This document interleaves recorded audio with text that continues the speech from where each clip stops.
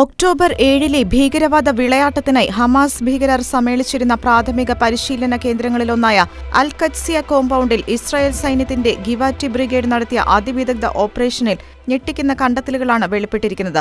ഇസ്രായേലിലെ കിബൂട്സിന്റെ മോഡലുകൾ, IDF വാഹനങ്ങളുടെ മിലിറ്ററി ബേസുകളുടെ മാതൃകകളും ഇവിടെ നിന്നും കണ്ടെത്തി.